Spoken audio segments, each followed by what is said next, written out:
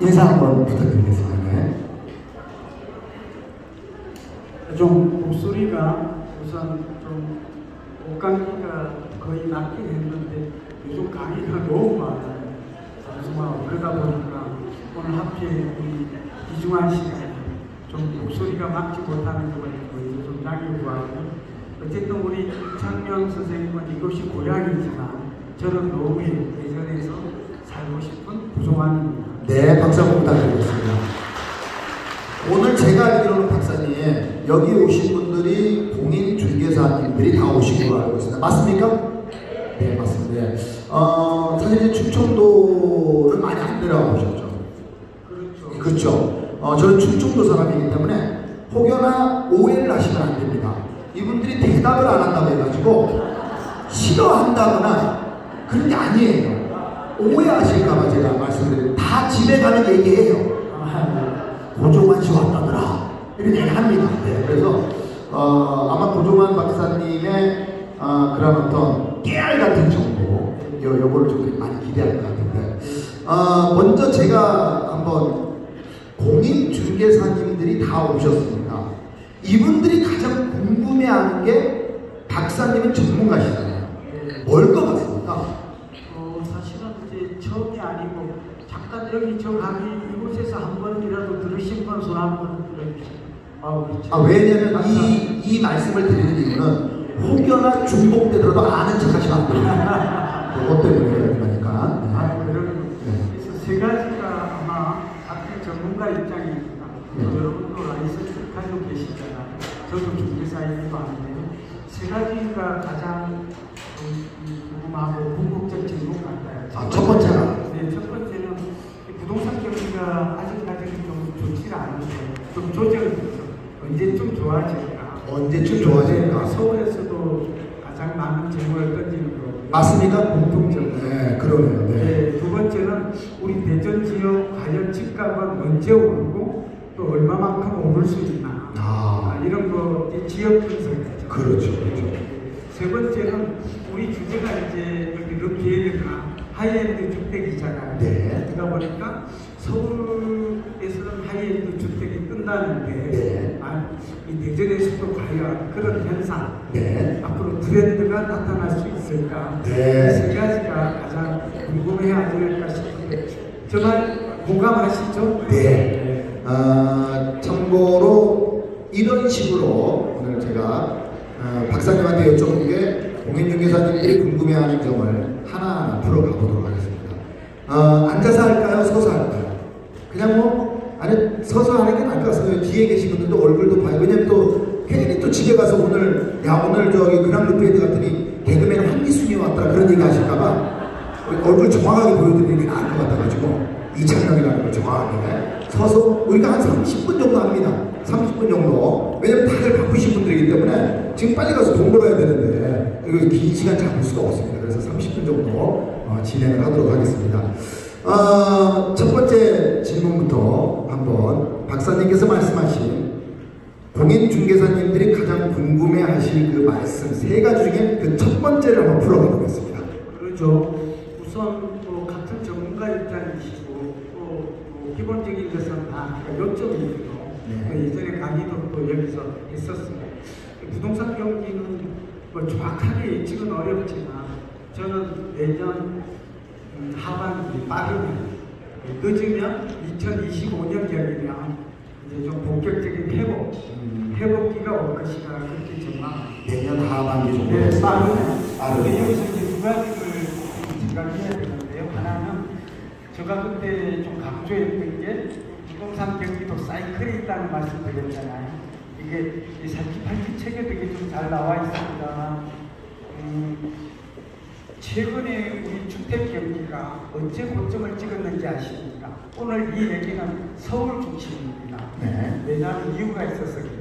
서울과 대전 간의 그 시차는 회복의 그 시간 격차는 한 6개월에서 1년 정도 됩니다.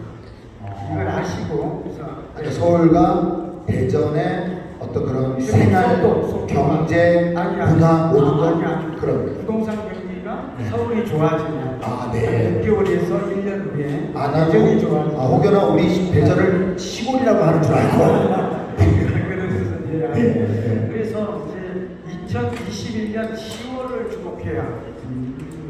그러니까 지금 2023년 지금 11월이 있잖아요. 그러니까 2021년 10월에 고점을 찍었다라는 걸 잘 좀 기억 2년 됐어요. 그런데 부동산 경기는 5, 6년 상승하면 4, 5년 하락한다는 사이클이 있다는 거 아시죠? 이번에도 그래서 사실은 부동산 경기가 2014년부터 2021년 10월까지 올랐다 또는 7월이라고 그래요. 근데 이거는 기간마다 좀 달라서 어쨌든 이때도 정확하게 6년 올랐잖아요. 지금 오르고 나서 조정기를 하락기로 접어들었어요. 근데 올해로서 지금 이 순간 2년 정도 빠진 거예요. 이해되셨죠? 그러면 결국 4년 정도를 생각하면 2021년에다가 3을 더하면 2025년이 되잖아요. 그러니까 2025년 정도는 회복기에 접어들 가능성이 크다. 좀 이해되십니까? 네. 물론 이제 여기 그렇게 되기 위해서는 이 얘기도 지금 두 번째 얘기는 지금 우리나라 주택 경기에 가장 영향을 미치는 요인이 10가지가 있다고 제가 설명을 드렸는데 가장 중요한 게 뭐죠? 가장 큰 임금입니다. 감사합니다. 그래서 지금 우리가 가장 세 가지만 얘기를 10가지 중에 드리면 시간이 한정. 금리가 도대체 앞으로 더 오를까요? 내릴까요? 오르지 여러분 질문 오르지 않을까요? 그렇게 볼 수 내린다. 이제 고점이 왔다는 건 아시죠? 네. 미국이 금리를 이제 더 이상 올리지 않을 것 같고 요즘 나오는 걸 보면 제롬 파월 의장도 보면 내년 한 2, 3분기 정도는 내릴 수 있을 것 같아요. 지금 더 이상 크게 오르기보다는 내리고 그래서 요새 주식시장이 오르는 거 아시죠? 그리고 환율 떨어지는 거 아시죠? 1,300원에서 떨어졌고 그리고 무엇보다도 10년 국공채가 미국도 4.5로 떨어지고 우리도 3.7로 떨어졌어요. 뭘 의미해요? 이제 금리가 내려간다. 내려갈 가능성이 많다. 우리는 이 말 다 이해하시죠? 오히려 이 선생님이 잘 모르실 수 있어요. 저는 금리라고 하는 거는 뭐 어금니에 있는 금리밖에. 네, 그런 측면에서 금리가 내리면 미국의 특성을 아세요? 지난 2008년에도 금리가 이렇게 올렸다가 내려갈 때는 그냥 갑자기 내려가. 시소가 되는 네. 그래서 내년에 아마 1.25 정도까지 내려갈 거다 이런 전망도 있는데 얘기가 이뤄지니까 금리가 내리면 부동산은 거의 예외 없이 오릅니다. 맞습니까? 네. 많이 올랐다가 금리가 많이 떨어질수록 집값은 많이 오릅니다. 굉장히 그러니까 금리만 볼 건 아니죠. 두 번째는 그러니까 금리가 부동산에 미치는 영향력은 한 40% 됩니다. 한번 따라해 주실까요? 40%. 그러니까 굉장히 중요한 1위의 변수로 작용해요. 두 번째는 경기 변수예요. 실물가. 근데 올해 우리나라 예상 경제 성장률이 1.4입니다. 아시죠? 근데 내년이 얼마인지 아십니까? 예상이지만 정부나 IMF가 2.2에서 2.3입니다. 우리나라 경제 성장률이 얼마죠? 우리 지식이니까 알아요. 2%. 그러니까 올해보다는 내년에 경제가 좋아진다, 나빠진다? 좋아진다. 그리고 내년 상반기보다는 하반기. 그러니까 상저하고가 될 가능성이 많아요. 저 말 좀 이해되시죠? 그런데다가 이제 마지막 세 번째가 수요 공급, 수급이라고 하잖아요. 근데 지금 대전은 뭐 그 면이 심하지는 않은데 그러나 서울 같은 경우에는 인허가 물량, 착공 물량, 분양 물량, 입주 물량 이 네 가지가 다 지금 한 30에서 50%로 줄어들고 있어요. 굉장히 중요하죠. 그럼 내년에 하반기로 갈수록 지금은 뭐 여러 가지 금리 때문에 집값이 안 오르지만 또 서울은 올해 상반기에 꽤 많이 올랐어요. 11.4%. 예전하고는 좀 달라요. 그러나 다시 또 지역은 또 이어질게요. 무슨 말일까? 이 세 가지를 보면 빠르면 그때 이제 10년 주기설이라고 해도 6개월 정도는 시차가 있을 수가 있어요. 어쩌올 수도 있고, 이제 주식 시장이나 환율 시장이 좀 안정되는 걸 보면 채권 시장도 내년에는 올해보다는 부동산 시장이 좀 좋아질 것이다. 그런 예측은 가능해요. 맞다라고 생각하시는 분들은 한번 잘 들었다고 박수 한번 부탁드리겠습니다. 그렇군요. 사실 이제 저는 우리나라 정치와 부동산은 좀 비슷하다라는 걸 생각을 합니다. 제가 매일 아침마다 라디오를 진행하고 있습니다. 아침 7시부터 9시까지 99.9에서 라디오 진행을 하는데 거기에 보면 이제 시사, 경제, 다양한 분야를 갖다가 이제 이야기를 하는데 박사님 저는 개인적으로 부동산하고 정치는 왜 비슷하냐면요. 정치가 사실은 어느 당이 정치를 하든 대한민국을 망하게끔 하는 정치는 없지 않습니까? 그렇죠? 부동산도 올라갔다가 내리긴 내리죠. 근데 또 올라가잖아요. 또 내리고 또 올라가고. 그 결정적인 것은 계속 오른다는 거잖아요. 우상이야. 그렇죠. 우상이 아니죠. 내려가지는 않는 거잖아요. 대한민국 사회가 작다 보니까. 대전은 어떻습니까? 대전. 대전도 네네. 그러니까 이제 대전이 서울만큼은 아닌데 네. 대전을 이제 여기 계신 회사님들은 이제 여기가 본거지고 그래서 오히려 그 객관성이 떨어져요. 그러니까 등잔빛이 어둡다고. 잘 모를 수도 있고. 네. 두 가지가 있는데요. 또 이제 우리는 뭐 질문하고 답하고 오늘 저는 여러분들에게 같은 전문가 입장에서 이제 우리 고객들의 궁금함을 또 여러분들이 앞으로 어떻게 좀 중개 전략도 좀 구체적으로 말하면 러피에드를 우리가 자신감 있게 할 것인가. 그렇죠. 그런데 좀 도움을 드리려고 그렇죠. 하거든요. 근데 이제 두 가지만 좀 기억을 해주기 바랍니다. 하나는 우리가 이제 도시공학에서 부동산 이론도 있지만 융합이론이라고 설명드렸잖아요. 융합. 네, 도시공학과 이제 그 경제학과, 경영학, 부동산학 이게 소위 컨버전스, 융합학문인데 성장 도시 이론이 있어요. 설명드렸었는데 제 책에도 잘 나와 있고 네 가지가 중요해요. 인구가 증가하는가. 그 지역이. 네. 이 지역이 앞으로 집값이 오를까요? 부동산 가격이 오를까요에 대한 답은 이 네 가지의 성장 지표의 답이 있어요. 첫 번째 인구가 늘어나냐? 인구가 증가해요. 네. 두 번째가 소득이 증가하는가. 왜냐하면 구매력이 증가해야 되잖아요. 우리가 구매력이 유효 수요라고 말합니다. 아시는 거라서 이제 제가 그냥 언급만 할게요. 세 번째가 인프라가 증가해야 돼요. 그 인프라가 조금 복잡한데 교통, 교육, 그 다음에 산업이라고 해서 인더스트리, 산업. 제가 이제 목이 좀 그래서 그런데 이제 커머스라고 말하죠. 상업시설이 발달할 때 우리는 소위 말하면 이제 인프라스트럭처라고도 하고 기반시설이 좋아지면 이 도시는 성장한다고 말할 수가 있거든요. 네 번째가 뭔가 하면 대전시에서 소위 말하는 이 광역도시인데 이 도시를 어떻게 성장 발전시킬 것인가에 대한 계획이 얼마나 잘 짜여져 있는가. 이걸 행정계획이라고 해요. 자, 그러면 하나씩 질문 던질게요. 대전은 인구가 증가합니까? 줄어들지는 않는 것 같은데. 예, 약간 정체되어 있고요. 과거에 비해서는 좀 줄어든 게 맞아요. 완만하게. 그런데 여기서 우리가 또 한 가지 더 알아야 될 내용이 있는데 주택의 수요의 기반은 인구 수일까요? 가구 수일까요? 가구 수. 역시 그 전문가 일반인들은 잘 몰라. 그래서 가구 수는 증가해요. 완만하게. 이유가 뭐죠? 1인 가구가 증가해요. 또 결정적인 숫자는 대전은 과거에는 한 가구 원수가 2.3명이었어요. 지금 얼마인지 아십니까? 2.1명이에요. 서울은 2명이에요. 이 말은 무슨 말일까요? 가구 수는 계속 증가해서 주택의 수요는 더 늘어나고 있다. 굉장히 중요한 얘기고 한 가지만 더 보태볼게요. 대전은 주택 공급이 충분할까요? 적정할까요? 부족할까요? 예, 그리고 이거는 뭘 통해서 알 수 있을까요? 우리 전문가니까. 일반인들은 답을 좀 어려워요. 주택 보급률 지표가 있어요. 인구 1000평당 주택수가 있어요. 그리고 우리가 자가 보유율이라는 또 하나만 얘기할게요. 시간 때문에 준비된 게 많아서. 주택 보급률이 대전이 얼마인지 아십니까?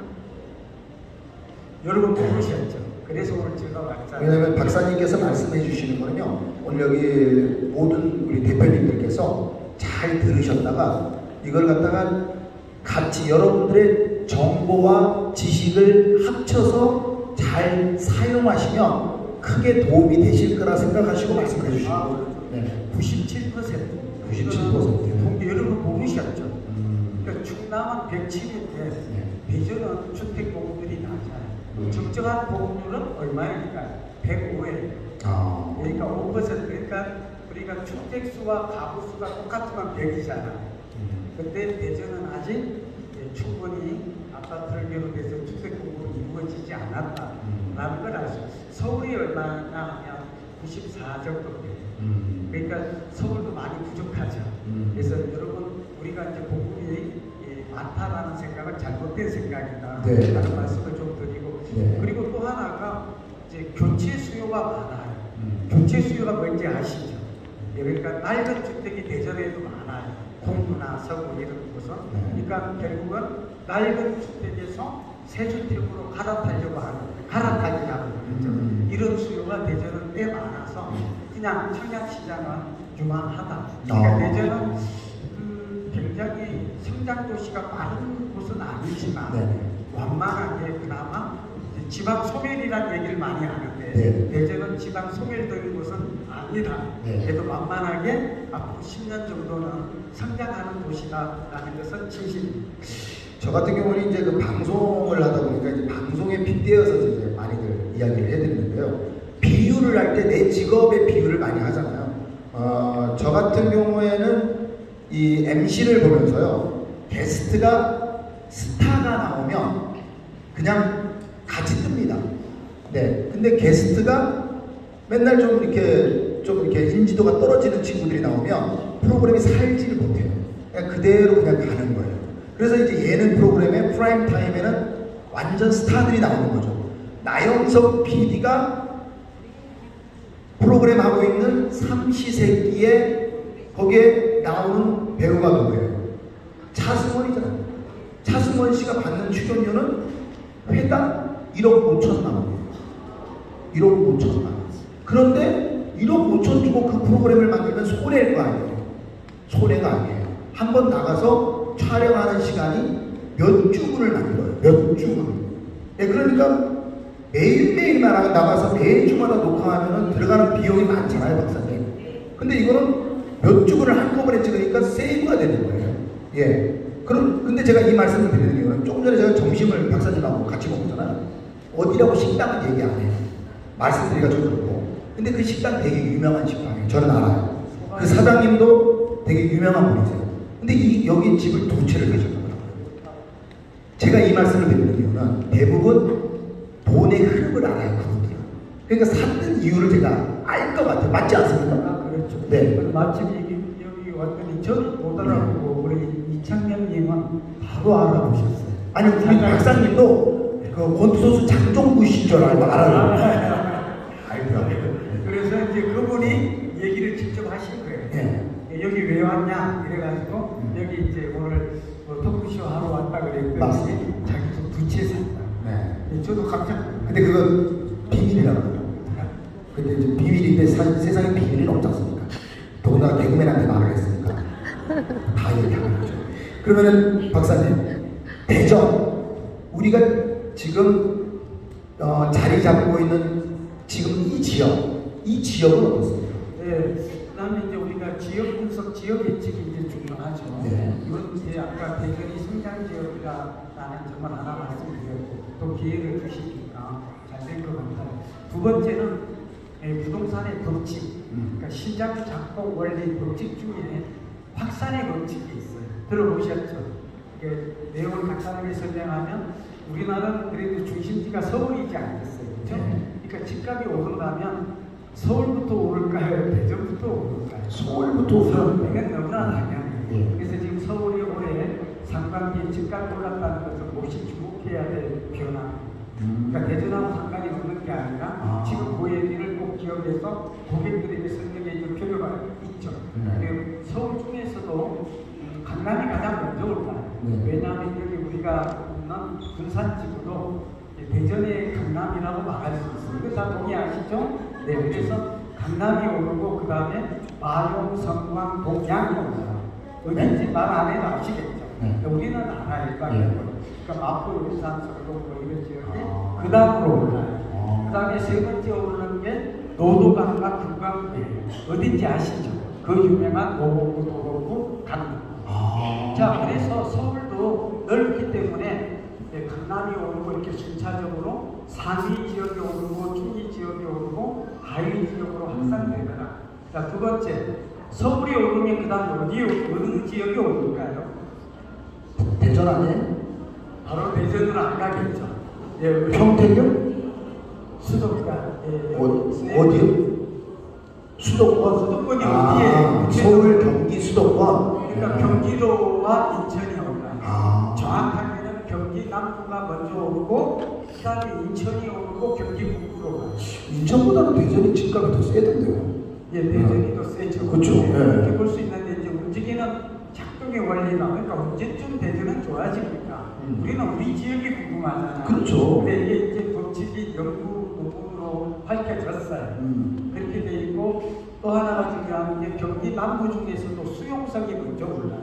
수용석이 어디죠? 수원, 용인, 성남 대도시가 먼저 올라요. 너무 잘하시죠.